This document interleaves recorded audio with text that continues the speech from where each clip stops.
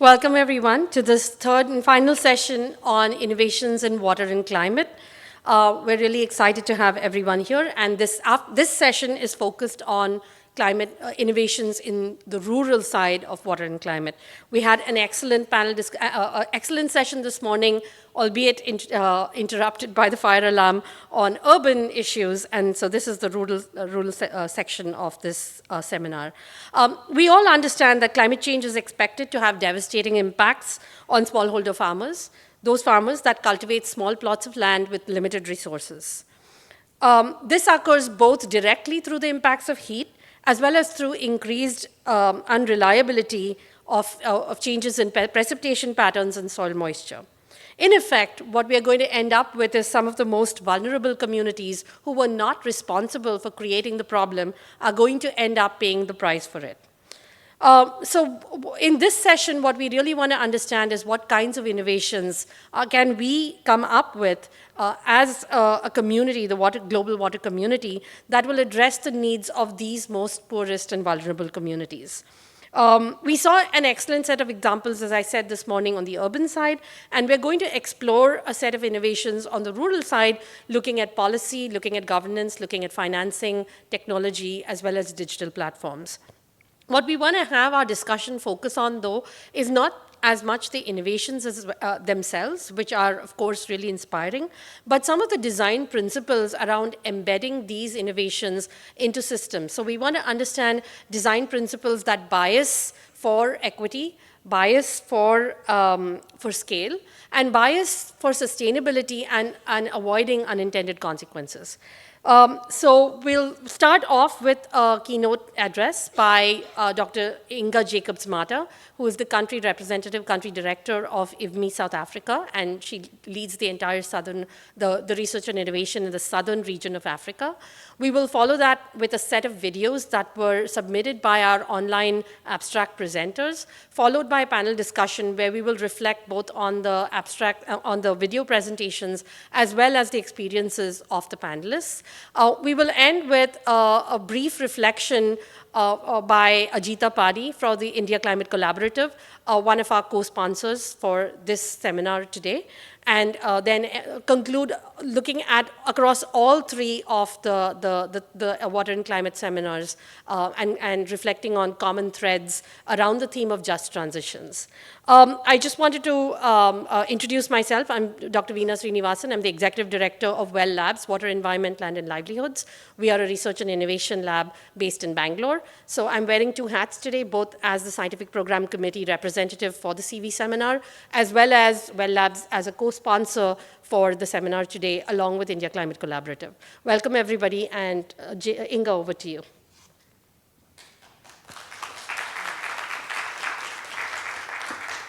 Thank you so much, Veena, and good to be here today. I'm just going to load the presentation. Okay, thank you. I'd like to share a little bit about some of the work that we're doing in Southern Africa, where we are developing accelerator programs. So we are scaling climate-smart agriculture and climate information services through a program called an accelerator model.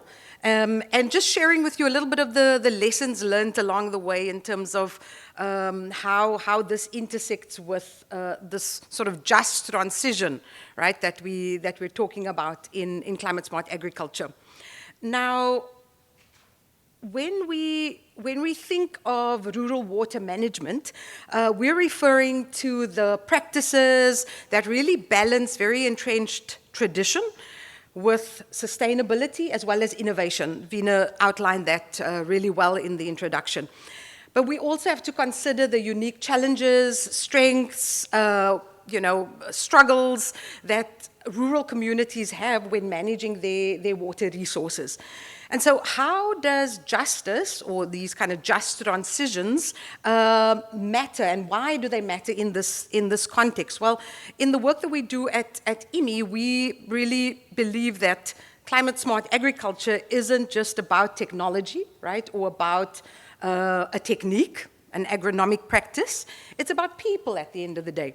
It's about ensuring that everyone, regardless of their background, regardless of resources, they have equal access to the benefits, to the resources, and a say in decision making. Now, we know that there are, many sort of advantages and also pitfalls when we talk about how we scale climate-smart agriculture in rural communities. But something that we've done at IMI is we've developed an adaptive scaling framework that was developed through several previous projects. In fact, with Nicole in the Feed the Futures program.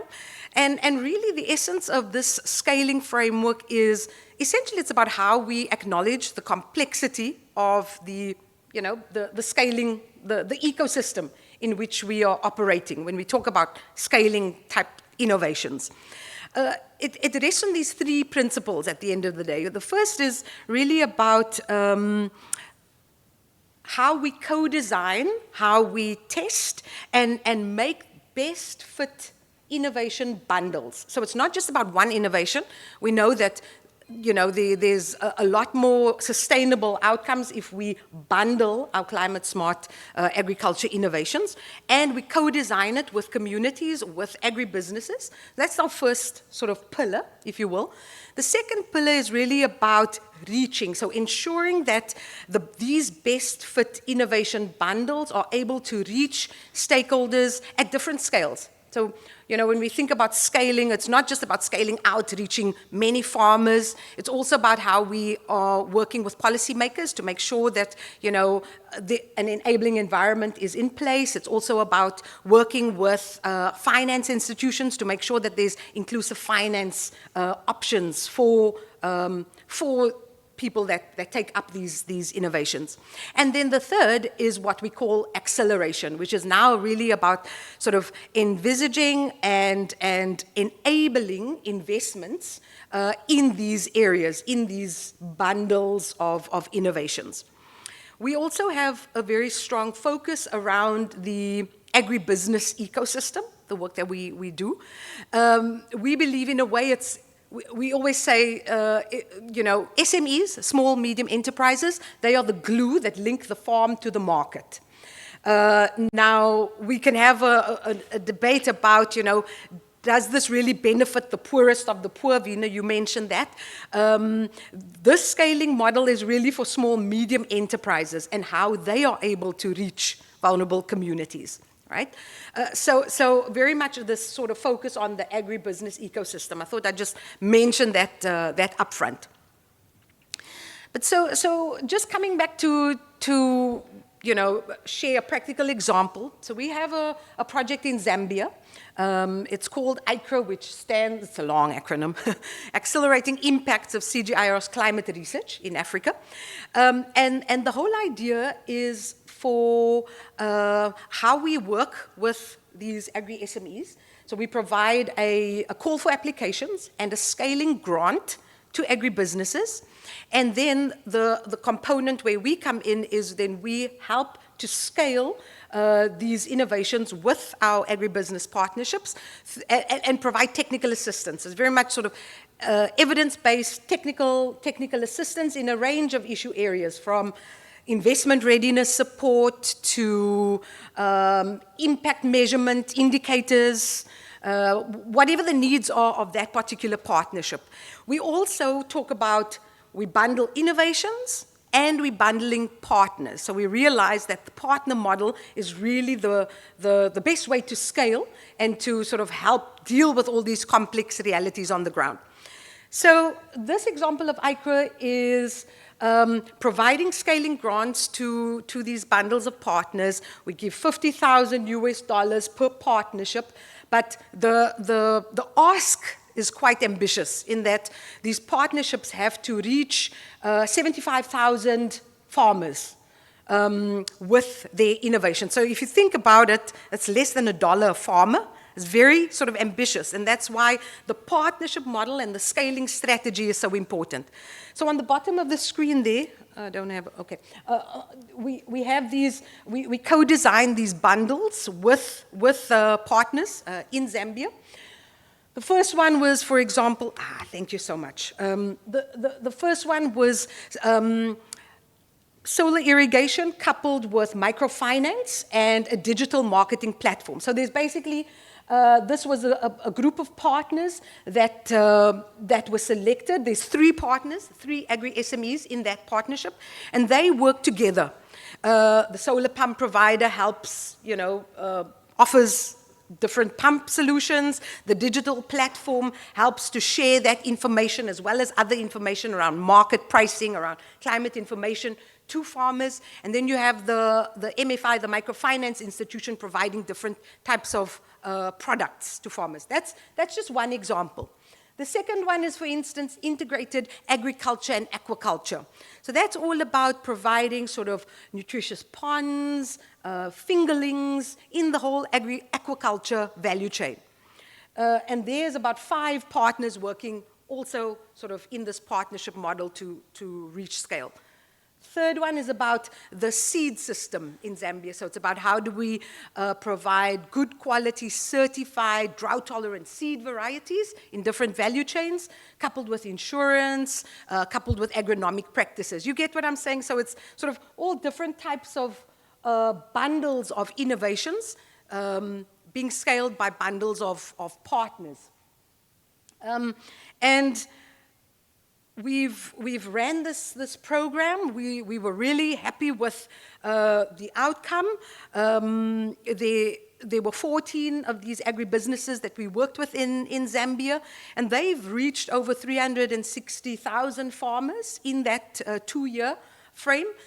Also were able to bring in additional finance through our investment readiness program. So there, we were happy with sort of a 200% return on the original investment into the program.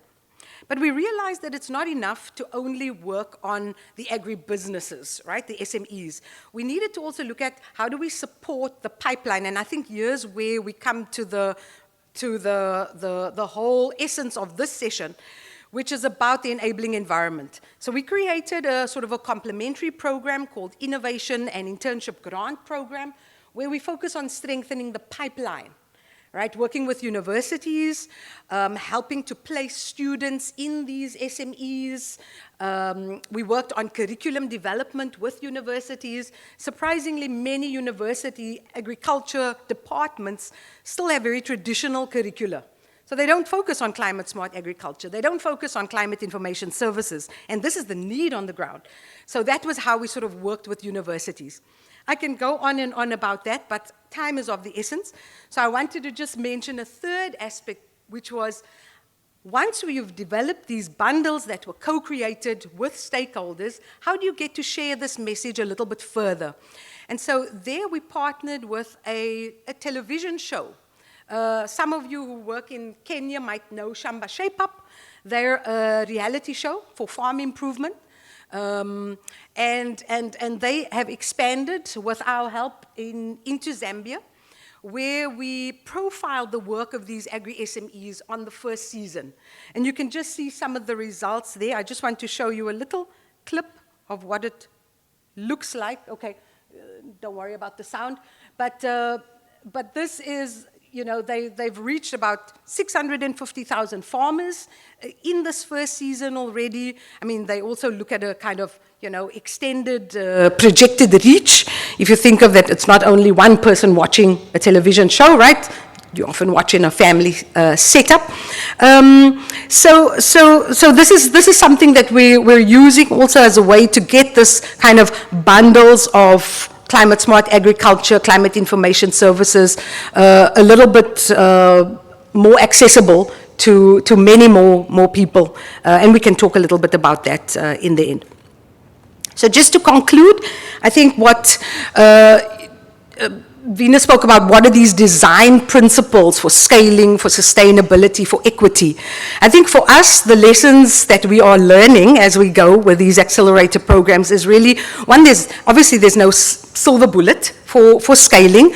It really requires a very deep knowledge of the context, very adaptive approach. We also know that, if we are to approach these kind of just transitions in our scaling endeavors, then we need to look at how do we also strengthen the entire ecosystem, from the university to inclusive policies around access to finance, looking at markets, how do we enable markets, especially in our aquaculture bundle, where it's very difficult to access markets. We also know that, the key bottleneck still is inclusive finance. How do you get women and youth-owned businesses access to finance? So sort of, revolving schemes, other kind of credit facilities targeted at women and youth-owned SMEs is so important. Capacity building mechanisms, not only for these businesses, but also at the university level, also at the policymaker level, to also share how we are doing these kind of, acceleration programs and what the benefits are. And then lastly, I think, and perhaps most importantly, is that this can't be done in isolation of a community. You really need the co-creation and the ownership of communities in designing, right, those innovation bundles, and that's what we try to do with this program. There's lots more to say, but I think we'll leave it at that for now, Veena, and then we can discuss it further in the panel. Thank you so much. Thank you, everyone.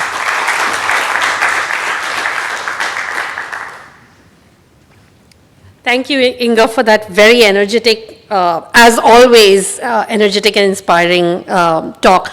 So we're going to go over and have short videos by 3 abstract presenters. Only one of them, Hanan Hassan, is here. So if anybody wants to ask Hanan questions afterwards and catch her, please do so.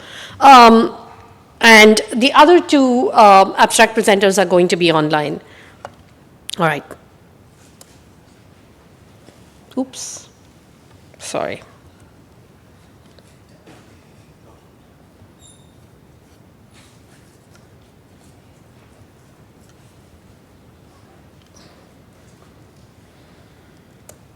Nope, that did not work.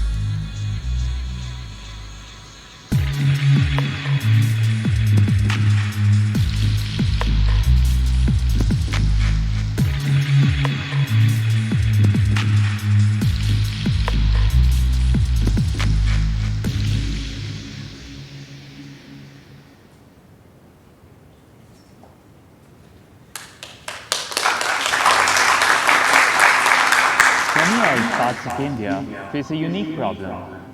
Most farmers have small landholdings and are reliant on increasingly unpredictable rainfall. However, the country's water resources are already overexploited, leaving little room to expand irrigation. For rain-fed smallholders, the challenge is gaining a share of these limited resources. For farmers with access to irrigation, it is sustaining livelihoods in the face of changing rainfall patterns. Currently, the focus is on building structures like check dams or farm ponds to harvest and store more rainwater, thereby enabling farmers to grow a dry season crop. However, in many watersheds, all the available water is already being used. Thus, expanding irrigation for some would reduce water access elsewhere. Further, groundwater offers a critical buffer against climate variability. As it depletes, farmers become even more vulnerable to the impacts of climate change. We need to replenish and sustain groundwater by rationalizing water use and allocating water equitably. For this, we need data at a granular scale on who is using water, where, and how. But this presents two critical bottlenecks. First, data fragmentation. Decision makers often require data that is spread across multiple sources. This fragmentation creates inefficiencies and prevents them from drawing meaningful insights or triangulating different data sets. Second, analytical capacity. Grassroots organizations and village-level bodies often lack the skills to access, analyze, and interpret the available data. To overcome these bottlenecks, Well Labs presents Jaltol, a free and open source data analytics tool with the potential to revolutionize water management planning. Jaltol makes accessible the data logged into inaccessible formats in various government reports. It seamlessly integrates diverse data sets, including secondary sources and remote sensing data. It also unleashes the potential of available data sets by transforming complex information into simple insights. Imagine the possibilities. Government agencies can use Jaltol to develop a river basin plan by collating analyses from diverse data sets. Philanthropies can use Jaltol to prioritize investments by pinpointing water deficit regions and for the monitoring and evaluation of interventions. Local agencies and civil society groups can utilize Jaltol to create scientifically accurate water budgets and guide farmers in making better crop choices. With Jaltol, they can distribute water more sustainably and equitably. We envision a future where open data and scientific rigor form the cornerstone of on-ground decision-making. Finding the balance between sustaining and exploiting water resources could help stabilize groundwater levels. This could enable farmers to gain access to water and earn more. With Jaltol, we can turn this vision into reality, driving positive change at scale.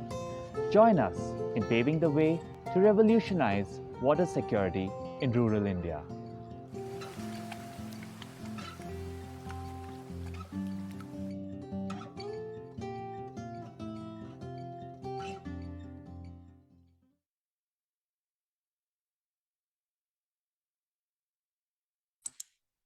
Okay, welcome to ECA Africa. My name is Farid Wangara, Chief Operations Officer and Principal Officer. ECA Africa has been in existence for over 10 years. Started off as a project under Kilimo Salam, transitioned into ECA Africa in 2014. We have a very strong shareholding of ZEPRI, which is a PTA commensurate insurance company, Syngenta Foundation for Sustainable Agriculture, and Grameen Credit Agricole.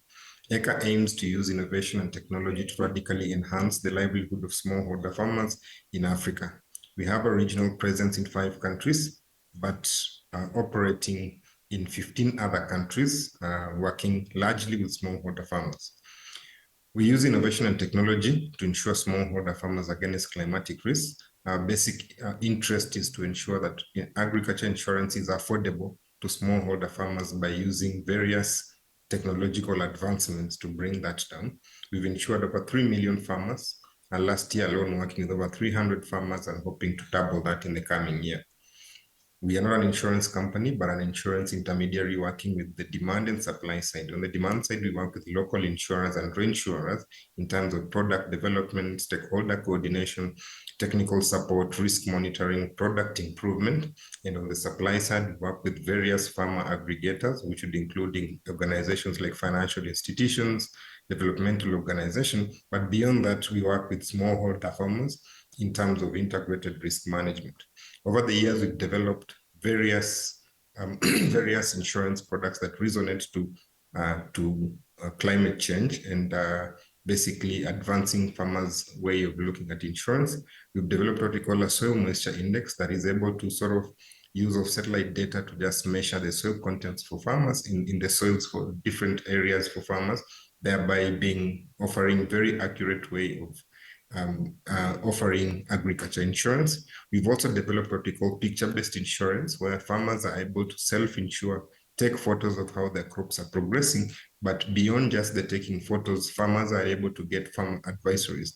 And on the advisories, we offer personalized advice in terms of risk management, pest management, soil management, water conservation, sustainable intensification, so that with all these interventions, we hope that farmers can be able to increase their productivity and thereby achieving food self-sufficiency within the countries of their operations. Thank you.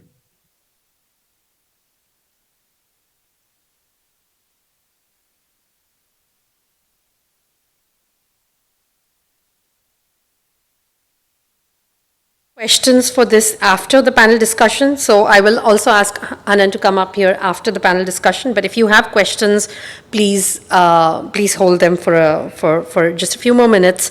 Also, if people online have questions, please do type them in the question in the chat. We are monitoring the chat, and we will be responding to them during the Q&A. So I'm going to move on to the panel. We actually have two people present here. Dr. Inga Jacobs-Mata, again, I'm going to invite you here onto the stage. Our second panelist who's present here in person is Dr. Nicole Lefort, who has had 30 years of experience working in research and development in sub-Saharan Africa, and she is with the Doherty Water and Food Global Institute at the University of Nebraska-Lincoln. Dr. Lefort, and we also have two online panelists. Dr. Zakir Hussain is the DAD German Academic Exchange Program Fellow, and he, with a PhD from Humboldt University, he currently leads research for the Zero Budget Natural Farming Program in the state of Andhra Pradesh in India. And we have Alok Talekar from Google Research, who has been working to use remote sensing and machine learning to solve some of these very critical agricultural problems in the agriculture sector, focused primarily in India as well. Are we okay? Excellent. So we have all four of our panelists here, and I'm going to actually start with a simple question, which is, a lot of times. So I feel like I'm playing bingo at World Water Week, which is the number of times you hear collective action, collaboration, engagement, community, data, it's a lot. So what I'm going to ask you to do is actually to start really small and tell me about a story of one of the innovations that you have worked with, which actually made a difference, and how it moved the needle on the ground for a smallholders farmer, just so that we kind of get really, really concrete, and then we'll kind of blow back up to the design principles that underpin this. Is that okay? So I don't know in what order we want to start, but I'm going to start with Nicole. Okay. Do I need I think it should be on. It should be on. Oh, it's on. Okay, great. Yeah, thank you very much for the question, and always excited to share the work that we do in the field with farmers. As Inga showed in her presentation one of the major gaps to making small-scale irrigation available to smallholder farmers is finance. And so we really, in the Feed the Future Innovation Lab for Small-Scale Irrigation, we really focused on the finance gap. And we worked with solar pump companies in providing asset-based or non-collateral finance. So it essentially allows smallholder irrigators to purchase a pump on credit. And then it's either through a pay-go system or a rent-to-own system. And so there's some various financial instruments. But the innovation really comes in the social equity. It's not in the technology itself. And so the innovation was how to make these finance tools gender responsive. And we focused on the credit worthiness criteria by which the solar pump companies assessed whether women were credit worthy. We looked at the evaluation process itself, and we also looked at capacity development for the women irrigators and farmers to help them access credit if they had been rejected for credit in the beginning. And so we really went from having no women qualifying for credit at the beginning, and I should say also we worked with 4 different solar pump distributors across 4 different countries in sub-Saharan Africa. So we went with no women at the beginning qualifying to credit to having about 15% of sales going to women on credit, which was a major increase from where we had started, and that was just over a period of about 18 months. So I won't go into the details of that, but our social innovation towards this equity and inclusive transitions was focusing on how to make gender responsive credit instruments. For solar irrigation specifically. Correct. And so the primary kind of change in terms of putting money and improving resilience was they were able to shift crops and grow more cash crops, or? Right, so in most of the cases, they're growing nutrition-dense crops, they're growing high-value vegetables, but we also, one of the things that we learned working with the solar pump companies and the women farmers was that there's a lot of women who don't necessarily irrigate, but who are livestock keepers or poultry farmers. And that was one of the things that the company learned by working with us in this project was that women actually use these pumps for more than just crop production in the dry season. And that really also expanded the marketability and also the reach of the credit tools to enable more women to invest. Thank you. I'm actually going to switch to Alok online. And actually, I know, Alok, you work for Google, and that's really, Google is tremendous in terms of data for transformation. I was wondering if, though, you can focus on kind of the pain point for the smallholder farmer that one of your solutions actually addresses, and how that pain point is kind of addressed at that very, very granular level to make impact. Yeah, I can try to add a few things. We don't interact with, we've definitely interacted with farmers before, but we found that the easiest way for Google to have impact, because we don't have a lot of feet on the ground, is to operate through large agencies like governments or UN bodies or sort of social organizations. And we are trying to be transparent data providers that can lead these organizations to be more effective in decision making. We don't promote or propose any policy or anything of that sort, nor do we provide information that is personally identifiable. But using satellite imagery, we try to derive sort of data that is easy to understand and easy to make decisions on, whether it is sort of agricultural sort of food security, fertilizer allocation, or in this case, sort of infrastructure that's being made through government funds for water security.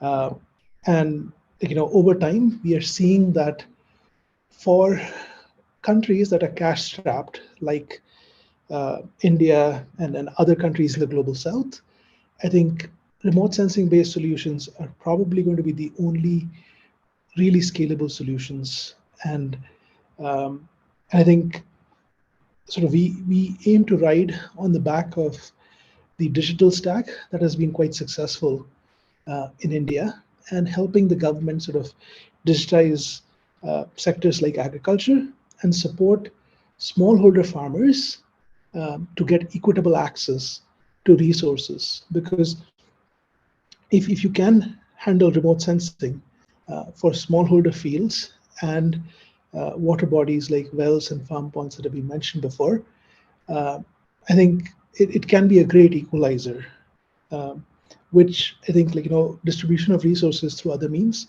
cannot be. Come back to the digital stack, because I do think that what India has done with in terms of digital public goods and the digital stack is really, really transformative. But actually, I'm going to challenge you a little more in terms of just giving me an example. So you said, for example, one example is fertilizer allocation. So do you mean that remote sensing would help maybe district CEOs figure out where fertilizer was required the most and then allocate it to those gram panchayats or villages that need it? Is that kind of what do you mean by resource allocation? Let me explain things more plainly. So if you're able to identify and address things at the level of individual fields, and the government is able to tie that to individual farmers, currently resource allocation happens at a district scale or some administrative scale, and not at sort of the field level. And I think knowing which farmers are actually producing something, knowing is this field actually being cultivated? Because many times what you see is like, depending on when you ask and who you ask, what's actually happening in the field is reported differently. In a drought season, many farmers would claim that they're growing cotton to get some sort of insurance, and markets cannot operate if every year insurance companies end up losing money, right? And I think today there is a broad-based allocation of resources, which means that everybody gets $10. But if you could allocate a large amount of money to farmers who are actually affected and impacted by extreme climate, they could do a better job. Another example is in a drought-prone region, if you're able to identify where actually there is water resources available, like wells and farm ponds, and where they're not present, if there's an additional budget available, how do you allocate that resource?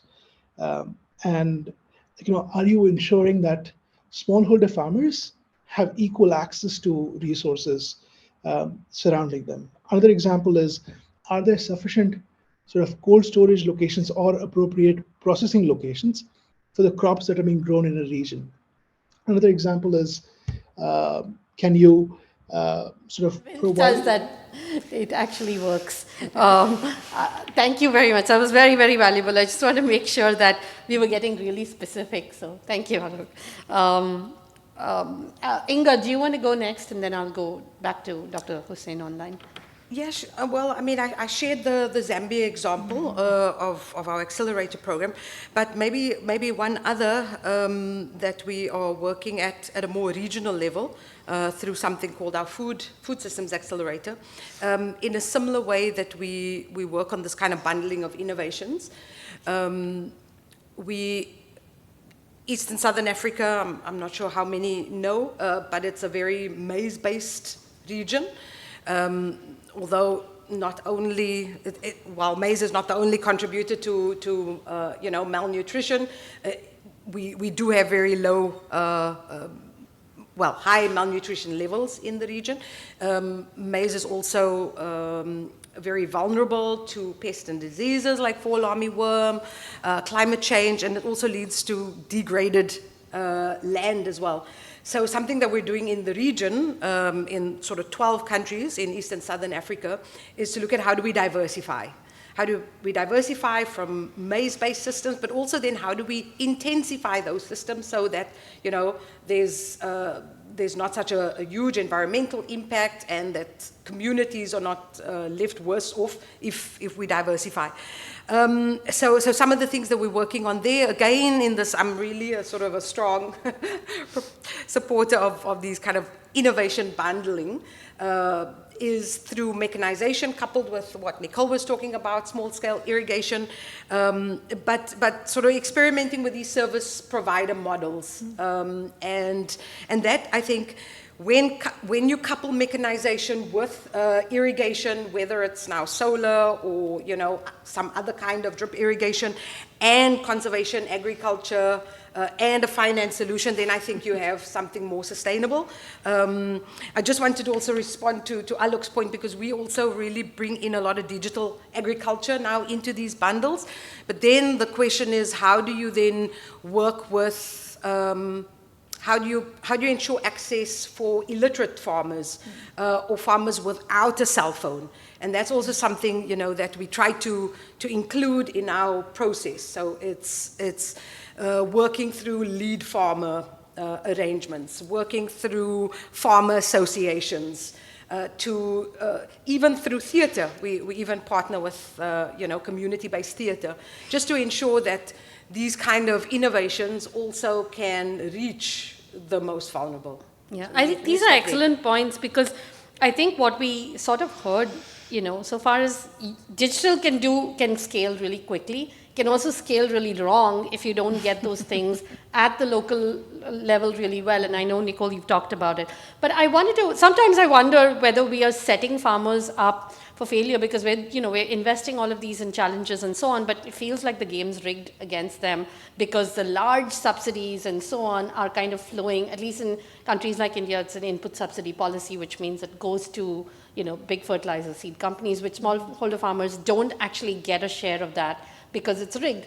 So the reason we have Dr. Zakir Hussain here is, again, in India, one of the most innovative policy examples has been the state of Andhra Pradesh's move as a state to move completely to natural farming and based on agroecological principles. And it's been incredibly interesting to see what happens when a state decides that we're going to move completely to this, and so smallholder farmers are not switching to pesticide-free or natural farming methods because they're going to get market premiums, but because the states now set up infrastructure to enable that.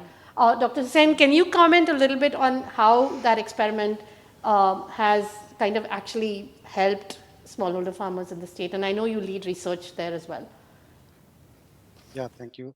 So this is a path-breaking innovation that is happening in Andhra Pradesh, where we capitalize on knowledge rather than capitalizing on giving inputs and other subsidies. So it's a knowledge-centric agriculture started in 2017 with the collaboration with the government of Andhra Pradesh, and initially it was 40,000 farmers have shifted towards these farming practices. Now in 2023, we have reached 10 million farmers in Andhra Pradesh, and our goal is to completely shift entire Andhra Pradesh into farmers in Andhra Pradesh into these practices, which is an agroecological approach. And also we are starting an academy on natural farming. Our main success is based on the collective action of women self-help groups, and also the champion farmers. We train the farmers on these agroecological principles. They will go and teach the farmers. Farmer to a farmer extension is happening in the villages. Apart from this, we have also established a lot of evidence. Initially, when we started the natural farming innovation in Andhra Pradesh, so many used to question where is the evidence for that. So we also established a lot of evidence in terms of greenhouse gas emission reduction, and then water savings, all cost reduction, which is most crucial to the farmers, small and marginal farmers. There is huge cost reduction that is happening in Andhra Pradesh also. So this is entirely relies on universal principles, and then we're also, like she said, we're also bundling innovations. We have started a 365 days green cover in as a drought proofing model in dry areas of Andhra Pradesh, where we can covering the entire land for 365 days and diversifying the many crops by increasing the biodiversity of the crops. So farmers are getting more incomes, and there is reduced migration from the villages to the cities as well, and also the increase in soil health, soil moisture, and also overall farmers are very interestingly and happily accepting these principles, and then moving step by step to the completely adopting these practices. So that is our success. I think that one thing that I understand, the knowledge-based interventions, which is the champion farmers, farmer-to-farmer extension, and so on. Was there anything done on the subsidy side as well, in terms of reallocating subsidies or anything from that perspective? No, we have not worked on subsidy sides. That reallocating subsidies, that when farmers are saving this lot of cost of cultivation, instead of providing subsidies, we asked them to provide to giving knowledge that help to provide in capitalize on knowledge. So to the government of Andhra Pradesh to in creating the building capacity building of the farmers, so that some of the subsidies have been converted to support these farmers, this program as well in Andhra Pradesh. And the government of Andhra Pradesh is supportive, and they have farmer service centers, and they're all supporting in a very good way. Agriculture department itself is convinced, and and part of them, many of the people in this organization, they are part of these innovations and in transforming the perceptions of the farmers, shifting from conventional chemical farming to the natural farming practices. I would have been more skeptical if I hadn't seen farmers actually paying in some of these villages for extension services, because the cost of inputs, especially chemical inputs, being so high. So the fact that the state is picking that up is very interesting. So we've kind of seen the reason all of you are here are actually because each of you represents sort of a different pillar. Inga, you've kind of looked at innovation, Nicole through financing, Dr. Hussain coming from the policy side, and then Alok coming from the data side. So that's the reason we curated this particular panel. And I was wondering now whether you can talk about some of the design principles that have allowed you to enable that pillar to work at scale, but also some cautionary tales that you've learned along the way about what can go horribly wrong. So Nicole, starting with you, because I know you have some stories here. Yeah, great. Thank you. And this is a really important discussion on the risks that can arise as you're learning. So I think one of the important things about this concept of bundling is that it's very local. So and what's one of the benefits of it is that it allows you to adapt to the local context. And in that regard, most of sub-Saharan Africa, irrigation that is small scale and small holder and decentralized sits out of public agencies, and there is either little or no subsidy on this. So it's a very different context in that sense than some of the other regions. And so in our project, essentially what we were doing is really bypassing public agencies because they weren't involved, and this is excluded from public policy, and we partnered directly with companies. And in the process of that, we engage the public sector with the companies together so that the public sector is learning as we're learning, and then they're more able to grow into the roles that are needed to support the private sector. So for us, a really basic principle of the scaling was the market-based approaches and the partnerships with companies that were focused around learning and engagement, and really challenging each other and all of the different actors in terms of what our perceptions were about the market, and about the market segments, and in our case, particularly about reaching women. And another important part of it was really de-risking for the companies and for the smallholder farmers the investments that farmers needed to make in the technologies and other inputs. And de-risking the companies' approaches to expanding their distribution networks and their market outreach to women.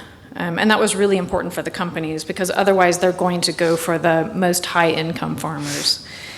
In terms of risks, I think that what we learned over a period of about 2 or 3 years was that there are similar finance approaches being used across different inputs.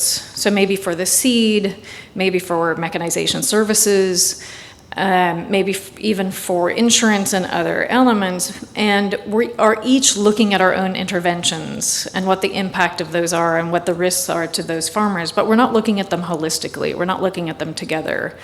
And so while we are celebrating these innovations in finance, we could also be and are likely putting the farmers at more risk because they're borrowing and they're taking credit to cover all of these services and inputs. And unless we start looking at the indebtedness and the risks overall that we're putting farmers into, we may really be reaching those unintended consequences. So we can celebrate our individual interventions and innovations, but we really have to go back to looking at this more holistically. So each of the financing mechanisms is giving farmers basically loans, but at the end of it, the total loan or the total debt they're incurring is beyond what the capacity to pay back. Yeah, that's right. And in some cases, there are even interventions that are seeking to bundle the mechanization services, the agrochemicals and the fertilizers, the irrigation services, and the finance tools, and they're all being bundled through one supplier. And in some cases, those are also the same suppliers that are providing the information and telling and advising the farmers on what they should be buying. And so in some cases, we may be over-integrating and over-bundling and could be putting farmers more at risk through those types of interventions. Right. Inga, any cautionary tales in terms of in the process of scaling, what do we need to worry about? Well, I mean, I think it's a good point that Nicole makes. I mean, if you think about investment in ag tech, right? I would say at least in East and Southern Africa, it's mostly donor-driven, foundation, right? Fintech is a little bit different, you know, the impact investment comes into play. But if I just think of sort of investment into agriculture, climate smart agriculture innovations, I think there is perhaps a tendency now to push a certain type of innovation. So you do have a situation of sort of donor darlings, you know, developing, and then once that funding, you know, runs out, we're not creating a sustainable pipeline. So I do think there is, we have to be a little bit more cautious around that. And then the other point is also around, I think, moving from access, so access to this innovation to actual use. I think sometimes the lines do get blurred because of this need that we have to report on sort of millions, right? There is a bit of a difference. And so we're looking at things like, you know, affordability studies, adoption studies, really looking at like the behavioral change that actually happens. And access is okay, right? It's the first step, but now moving beyond that. Yeah, and I really like the point you made about the sustainability of donor darlings, because you're almost pumping, you know, setting them up to fail in a way. So, yeah. I'm actually going to go over to Alok. Alok, I interrupted you before when you started talking about the digital stack. And actually, I think it would be helpful to talk about how the digital stack works in terms of how that's actually transformed a whole bunch of sectors. So quick 2-minute, you know, version for the dummies version of it, because nobody here is a tech person. So, yeah. Sure.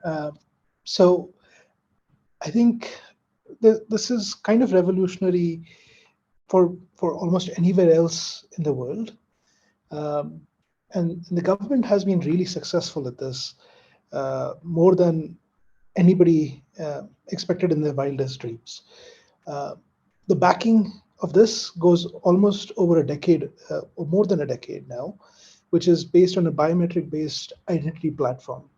Uh, I used to live in the US, and this would be kind of impossible to do there. But in India, it's actually seen as a very positive thing, because the based on this identity platform, government is able to do any kind of subsidy or any kind of distribution of wealth to not just farmers but people who are uh, really in need. And so in many ways, uh, women now get money in their bank accounts, and banks are sort of forced to have zero or low balance bank accounts for everybody. And so it's a great equity provider as well, where the husbands or other family members don't get access to this money.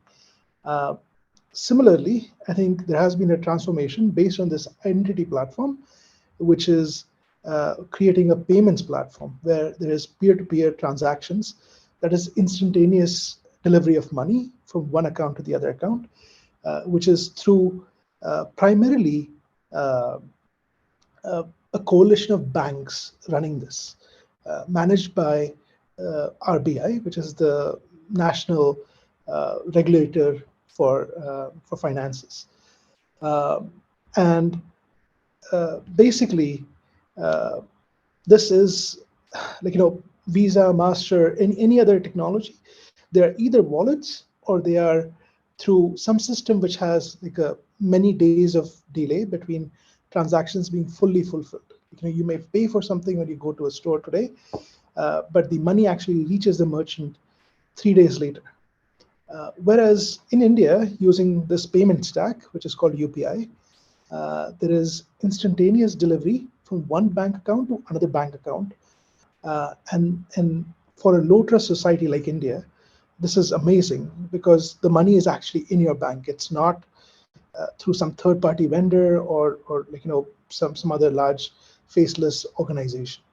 And this has really transformed the country in terms of more and more people who are informal workers becoming formalized. And delivery of services that the government used to do have become leakage free. So money that used to go through multiple intermediaries can now flow directly from government to a person's bank account. And which again means that, I think there was a saying about 30, 40 years ago from an earlier prime minister we had, that only 15% of the money was actually getting delivered. Today, that is really, really high. I think upwards of 90% is actually getting delivered. And so even if countries are poor and they cannot allocate large amounts of resources, if you can make that resource allocation effective, you can have a transformative impact. And that's I wanted to quickly ask a trickier question because we have seen on one hand we talked about credit and instantaneous payments and digital stacks can help. I've seen both examples at the field level. On one hand, where farmers, their bank account, the Jan Dhan bank accounts are actually controlled by middlemen who keep all of their bank accounts with them and actually take the money. I've seen that version of it. And I've also seen farmer cooperatives where farmers cooperate to ensure that they control access of the flows through Manrega payments and so on. Can you quickly, in 30 seconds, because I do want to go to Dr. Hussain as well, quickly talk about some of the risks and what are the guardrails that need to happen when you want to have this kind of large-scale transformation? What needs to happen on the ground and what's the role of other players? Because I also don't want to over-romanticize it because, like I said, we've seen both sides of it from the field. Yeah, so technology is technology, right? It's ultimately based on who is actually enforcing the laws. Many systems that are technologically foolproof can be gamed by social engineering, which is well beyond something that designs can protect against. And so there needs to be more use of more information that's available to people on the ground who have access to their bank accounts. I think that does require sort of more organizations with feet on the ground being more active. And so these kinds of problems are going to plague any society. The other risks on technology, since your previous question was about that, is that decision making should not be entirely taken based on technological recommendations. So an AI recommendation should not be blindly implemented to scale things up. For example, a YouTube video that is sort of a bad recommendation has very low impact. You can swipe it away and you can go on to watch the next video. But the implication of a recommendation that impacts somebody's livelihood should generally have a human in the loop rather than independently being sort of scaled massively. Makes sense. And so basically, good to hear that. And I think human in the loop is a good takeaway point for us. I know that this is a topic which seems a little out there for the World Water Week audience, but I think that as long as we understand that that train of digitalization is moving, it's not going to get reversed or stopped, which means that we as a sector kind of need to be aware of kind of what the guardrails that we need to be building. And so that's really useful to understand how we kind of become better humans in the loop. I'm going to end with Dr. Hussain actually now. Dr. Hussain, can you reflect a little bit on some of the risks? I know some of the skeptics on the natural farming side have kind of said, we saw what happened to Sri Lanka. Why would you do this at such a large scale without kind of experimenting and building evidence ground up? And how do you respond? So, skepticism from all the research institutes in India, everywhere. So we started slowly working on this, establishing the evidence of social, ecological, and then especially yields. We in convergence with various international research organizations, University of Reading and World Agroforestry, and some of the national research organizations. And we had a lot of studies on how it will really, and we found that there is no yield penalty. Basically, the initial skepticism we had is yields will be reduced for if you adapt to natural farming.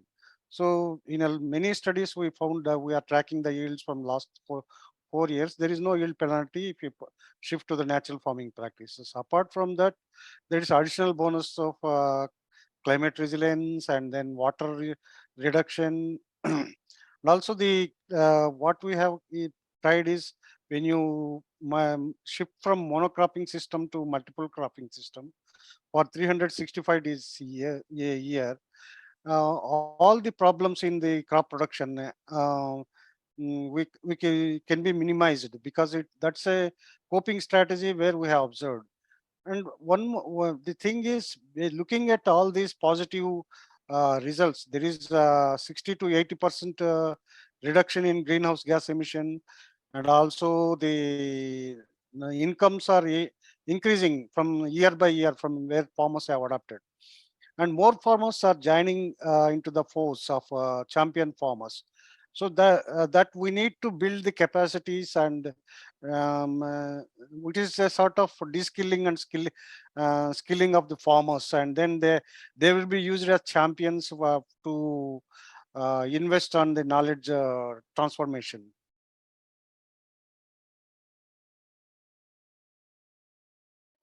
I think we had a really good set of remarks. I don't know if either Nicole or Inga want to reflect on any of the points that were made. Yeah, I mean, just briefly, I mean, I think the issue of better humans in the loop, I think, is really critical. And as we looked at gender responsive finance tools, this was a big part of it, because a lot of the digitalized finance tools, whether it's credit assessments, or how the payments are managed, a lot of that is biased against women. So there's a lot of gender bias in digital tools. And so by looking at the process overall and understanding where those biases were and where we needed to have that human intervention to make those corrections, that was a really critical part of us trying to work towards that social equity and that inclusivity in this transition. Inga? Not too much. Incidentally, just listening to Nicole, we're also developing at the moment a digital inclusivity index, which is also trying to address some of those issues, working at the innovator level, but also at the finance level to sort of look at how inclusive digital tools are and how they could be revised to better include or better be designed to address the needs of women and youth. So it's from an access, from a use, from multiple criteria. So stay tuned for more on that soon. Excellent. So what I'm going to actually do is invite Hanan up as well, and then open it up for Q&A. And we have Janelle, if you could monitor online and read out any questions online. Yes, gentleman at the back.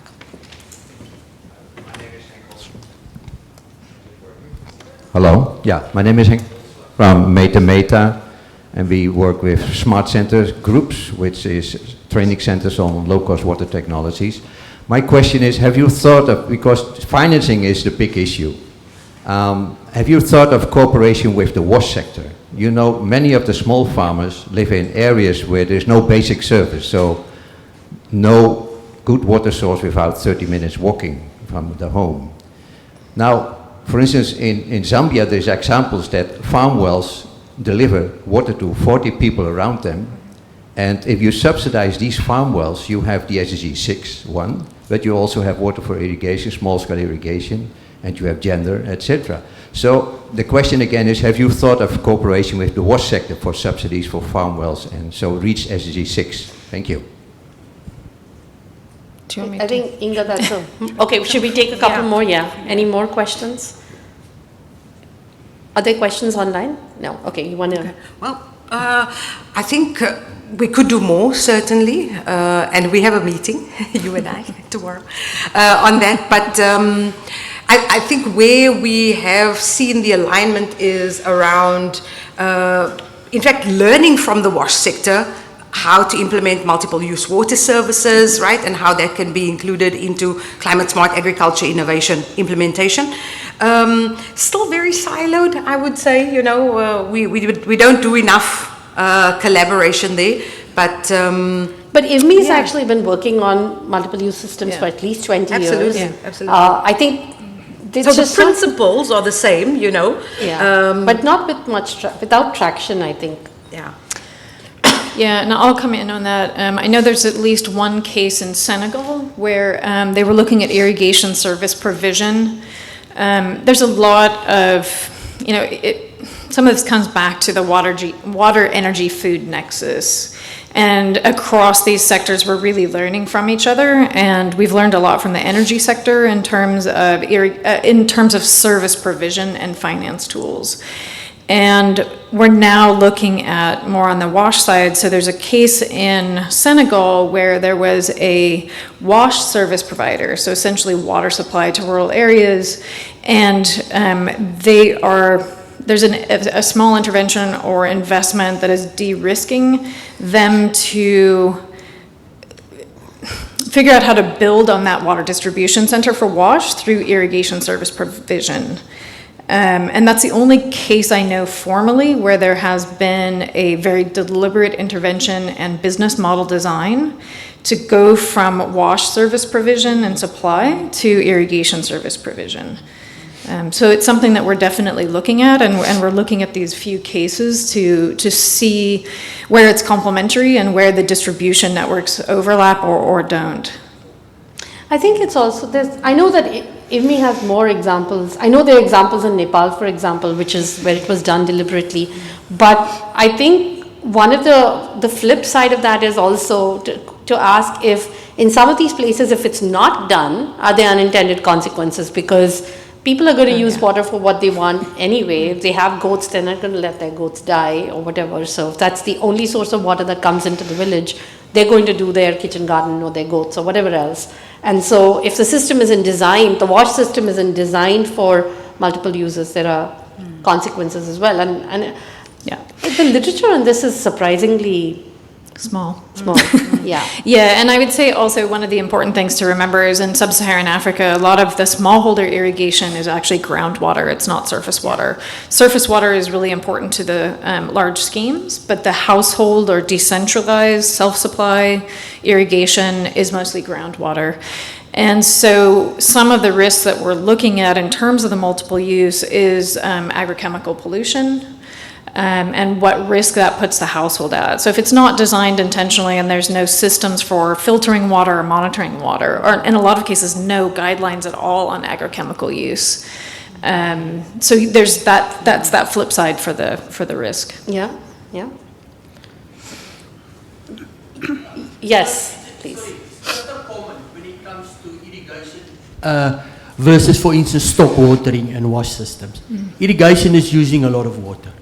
And then in many cases you will see, as soon as I introduce irrigation, it put a big risk, especially on the underground resources. Because the underground resources usually is not, there's not a lot of water available. And it's expensive water, it needs to be lifted. And as soon as you start irrigating there, irrigation is using a lot of water. So we must usually be careful there when we introduce irrigation, especially in areas where there is a limited water resources. Yeah. That's only one comment from my side. Thank you, Chair. I was wondering if anybody else wants to comment. Yep. Yes. Hi everyone, thanks so much for the inspiring talk. My name is Robert, I'm a data and climate lead at Aqua Foundation. I'm curious about a comment you made earlier about challenges of market access for aquaculture. I know if you're doing all this work on sort of promoting climate smart agriculture in international markets, that obviously has a lot of traction if you can have data that shows all the good work that you're doing and the changes you're making. That's stuff that usually international markets can eat up, and you can sell your products better that way. But I know, and you know, that often smallholder producers aren't accessible to the international markets. There's a lot of local markets you sell that. So I was curious just in general about the challenges you were mentioning, if you want to expand on that, because I'm also very interested in how do you create that market premium, if you will, from promoting all these good practices that you're doing, and does that in any way generate some more money coming into them to create financial sustainability in the long term? Do you want to comment? Yeah, sure. I'd love. Really, really interesting sort of parallels that you're picking up. For our work, I think, at least in East and Southern Africa, it's often quite simple, but it's really hard issues. Roads, access to roads, access to storage, right? So once you are able to get your goods 8 hours, on often flooded roads, say from northern Zambia to, a market, much of that produce is already wasted by the time it gets to the market. So it's those kind of things. When I say access to markets, it's more the kind of local markets, right? Yeah, and that's why I think the enabling environment is so important, because when we talk SMEs, in country, it's really these issues, and there are good stories here and there, many partners working on sort of solar-powered cold storage systems, mobile storage on bicycles, things like that. But is it enough to move the dial of, an entire economy or value chain? I think that's where we are right now. Oh, sorry. Go ahead. Go ahead, Anna. Please. Yeah. Okay. I'm just going to talk about maybe what we are trying to go to, like the way that we can see the world's going is to innovative technology. And this is great, but we have to take into consideration that technology is expensive. So we are in developing countries, we are implementing those projects. And as you mentioned, Nicole, previously, financially the farmers cannot afford such technology. And we are now supporting through projects, through funds, but afterwards it's the farmers who are going to do the maintenance, who are going to operate all the systems. So this is challenging. It's not that it's impossible, but it takes time. So farmers, until the farmers reach a stage from somehow chaotic situation to rules and regulations, it's taking time to accept technology, to accept the amount of water that should be irrigated. And we have to talk also, to take along in parallel, that we're not going to only target farmers, we should also target the governments. Because if I'm saving water through the project, which is on a small scale compared to all the area. However, my government, for example, is importing avocado seedlings to plant. And everyone knows how much avocado consumes water. And so I'm saving water on one side, and I'm losing or wasting much of water on the other side, where I'm not planting native species. So this is very important to highlight. So there should be awareness not only on small-scale farmers. It should be awareness on governments, on policies, on bigger sectors than only the farmers. Anand, I think we are actually running out of time, but did you want to quickly wrap up one last comment, and then we can... Yeah, that's all my input. So since I'm implementing projects, and through this experience, I know that everyone has this experience, and many are leaders in this. So I would love that you consider all these comments and the lessons that we find it very important. Yeah. Sounds good. Actually, I'm going to thank the panel because it's time for us to wrap up, and we're already reduced. Oh, there's one last comment at the back. Okay, yeah. Just two short comments. One on the technology, the cost of the technologies. There is a lot of new technologies that can make wells and pumps, locally produced pumps, that can really reduce the cost of wells. An example is Amos technology that make wells and pumps to 20 meters deep for $200.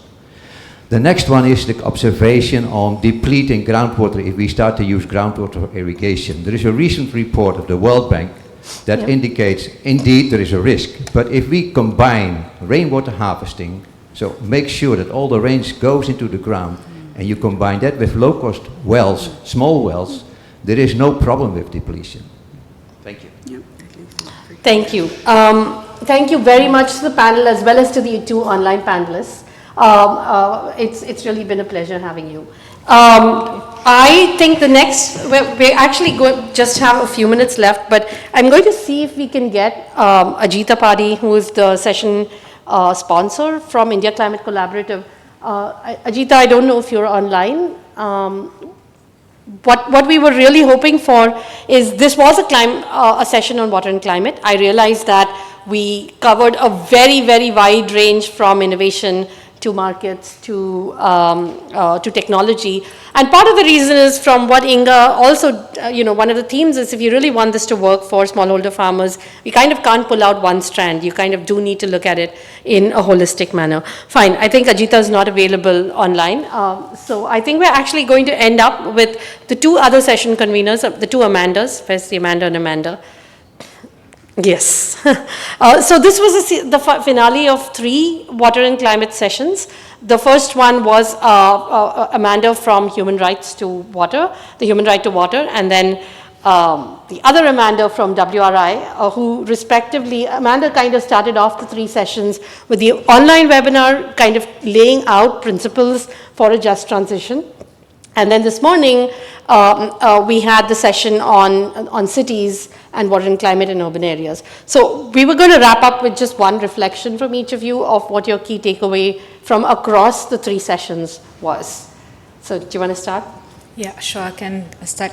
Thank you, Vina, and it was really great to hear on the agricultural part some of the innovative work that's coming out. In the cities session, where we were looking at climate and water in cities, I guess the key innovative factor that I took away is, while finance is an enabling and disabling factor, while digital solutions are emerging, while also policy innovations are emerging, we still have the global north and the global south relationships, particularly in terms of cities. And this was also highlighted, I think, by one of the speakers, where a lot of the support that's in our cities is support from the development space. Now, what that means is that a lot of the innovation rests on relationships between the global north and the global south. The ongoing culture that needs to be reframed in terms of respect, in terms of how agency is viewed from bottom up, be small innovations, be global south governments, but that engagement and the nature of relationship between global north and global south is what seems to be at the heart, at the core of what needs to happen to change the needle in terms of the innovations we take up, in terms of the conversations we take up, and how we hear and listen to each other. I'll pass over to you, Amanda, in terms of to hear from the Just Transition conversation from last night. Sure. Yes, so we started off thinking about why we needed just transition. And it's to do, in the water climate environment, people are affected, and it's typically the vulnerable people that are affected the most. And so we need to find a transition that includes everybody in the solutions and doesn't disadvantage the people that probably have to give up the most in some of the processes that we're looking to transition from old fossil fuel type technologies to new technologies and so on. And I think a common theme that's run throughout all of the three sessions is that we need to work with people at a local level, and we need to involve people. This actually does form part of the human rights based approach framework, which is an international legal framework. We can draw upon that as a way to help with some of the solutions. And I think that it seems to me that the governance around all of this is what needs to change to be more inclusive in decision making and to involve more people. And there are laws that already give us that framework, but they're not being integrated at local level.